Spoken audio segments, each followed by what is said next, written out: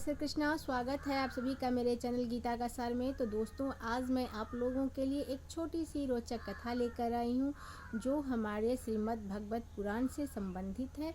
इसी से मैंने ये कथा ली है और आप लोगों के सामने मैं प्रस्तुत कर रही हूँ। तो प्लीज़ आप लोग कथा को पूरा सुनिएगा। तो चलिए कथा में आगे बढ़ते हैं। तो प्रभु का नाम लेते हुए जय श्री कृष्णा। तो कथा इस प्रकार है कि एक बहुत दिन पहले एक ब्राह्मण रहते थे जिनका नाम था कंदर्म।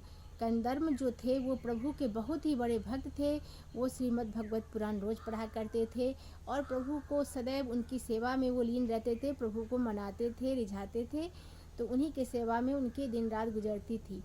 तो ऐसा हुआ कि वे प्रभु को मनाने के लिए बहुत सारी उनकी सेवा क्या करते थे, भक्ति क्या करते थे। तो एक रोज़ हमारे दीनदयाल परमानंद स्वामी जो हमारे हैं, श्री लक्ष्मी नारायण प्रभु हमारे प्रसन्न हो गए और कंदर्प के सामने प्रकट होकर बोले कि वत्स, मैं तुम्हारी भक्ति से बहुत प्रसन्न हूँ, तुम मुझसे क्या मांगना चाहते हो तो मांगो।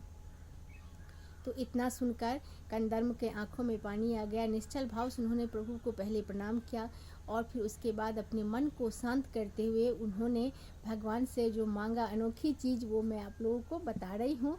तो उन्होंने इतनी बड़ी दुनिया में उन्होंने मांगी क्या, तो एक अच्छी पत्नी।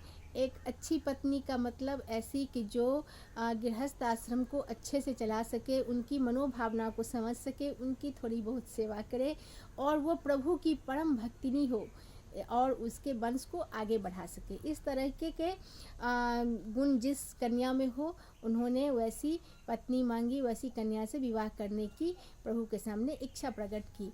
तो ऐसा कहते हैं ना कि अगर माँ से कोई बच्चा बोलेगा कि माँ मुझे एक रोटी की भूख है, तो उससे वो कम से कम 2 रोटी देगी।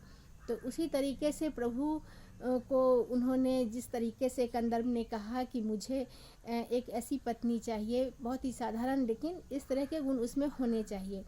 उन्होंने कोई धन संपत्ति, कोई ऐसी चीज़ नहीं मांगी जो बहुमूल्य हो, जो बहुत मतलब ज़्यादा कीमती हो, सांसारिक सुखों का भौतिक आधार हो जिस सुख का, वैसा कुछ भी उन्होंने नहीं मांगा। उन्होंने सिर्फ एक साधारण और अच्छी सी पत्नी मांगी।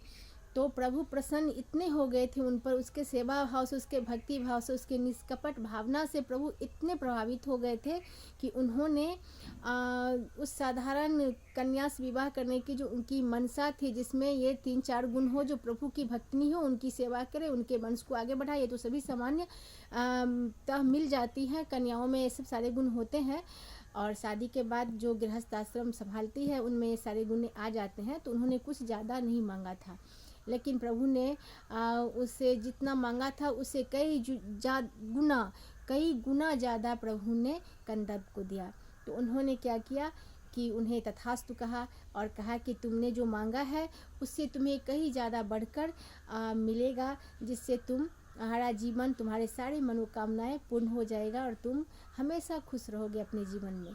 तो प्रभु ने उन्हें क्या दिया कि, तो वो कंदर्प में बोले कि मुझे कैसे प्राप्त होगी ऐसी पत्नी।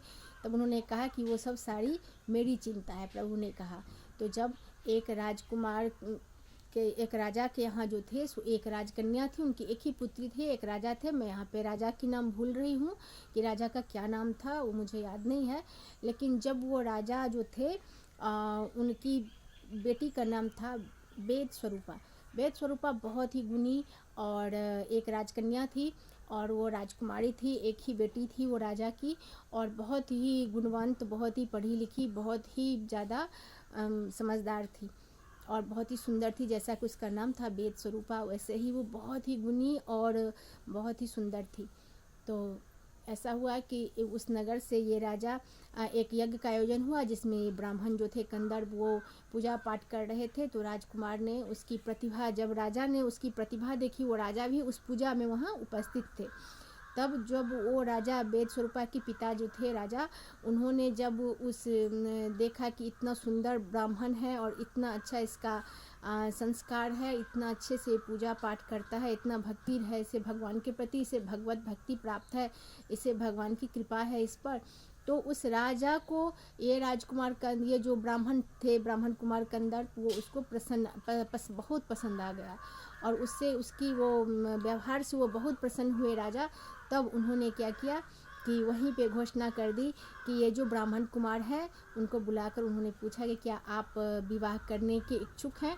तब वो तो थे ही, लेकिन उन्हें आश्चर्य हुआ कि एक राजा मुझसे कैसे पूछ रहा है, क्यों पूछ रहा है कि मैं विवाह करने के इच्छुक हूँ।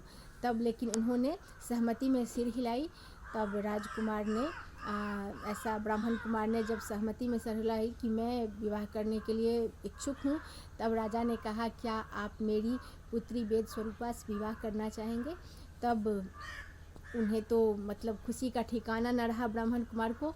उन्होंने क्या किया, कंदर्प जो ब्राह्मण थे उन्होंने प्रभु को स्मरण करते हुए, प्रभु की बहुत सारी उनका गुणगान करते हुए, उनकी प्रशंसा करते हुए कि हे प्रभु, मैंने आपसे क्या मांगा था, आपने मुझे तो क्या दे दिया, दुनिया भर की खुशी दे दी आप मुझे। इतनी अच्छी, उसे आश्चर्य भी हो रहा था अपने भाग्य पे, अपनी किस्मत पे कि ऐसा कितने दयालु हैं हमारे प्रभु। मैंने तो सिर्फ एक साधारण कन्या में 2-4 गुण मांगी थी, लेकिन इन्होंने तो मुझे एक तो राजकन्या है, राजकुमारी है वेद स्वरूपा, और उसमें इतने सारे गुण हैं, वो मेरी पत्नी बनेगी। तो मुझे तो संसार का सबसे भाग्यशाली आदमी बना दिया मेरे प्रभु ने। तो प्रभु ऐसे ही हैं। और तब क्या हुआ कि वेद स्वरूपा का शादी ब्राह्मण कुमार से हो गया। वो ब्राह्मण बहुत ही खुश रहने लगा और उसके बाद जो है सो उसकी उसके जो है सो 9 उनकी पुत्री हुई उन राजकुमारी से। उसके बाद जितने भी उनकी पुत्री हुई, उसके बाद जितने भी मानस पुत्र थे ब्रह्मा जी के, उसके 9 पुत्रियों के जो थे, उनके जो मानस पुत्र थे, उन सब से उनकी शादी हुई। इसी तरह उनका गृहस्थ आश्रम जो है बहुत विकसित हुआ और बहुत ही अच्छा हुआ। तो इस तरीके से अगर हम प्रभु की वंदना करते हैं, कीर्तन करते हैं सिर्फ भाव से, प्रभु ये कभी नहीं देखते कि आपने किस विधि से पूजा किया है, कितने सचार लगाए हैं, कितनी प्रकार के भोग लगाए हैं, कितनी देर आपने पूजा की है, इससे प्रभु कुछ नहीं देखते हैं। प्रभु सिर्फ इतना देखते हैं कि हमने किस भावना से प्रभु का भक्ति किया है, किस भाव से हम प्रभु को पूजते हैं, किस भावना से समर्पित हैं हम प्रभु पर। प्रभु बस इतना ही चाहते हैं। तो हमारे सच्चिदानंद परमानंद प्रभु की जय कहिए।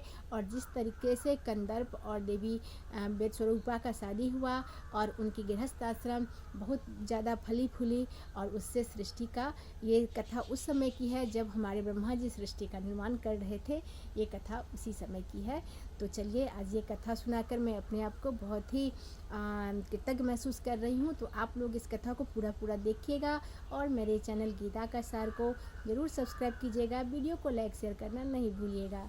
तो चलिए, नमस्ते, धन्यवाद। जय श्री कृष्ण, जय श्रीमद् भगवत पुराण की जय।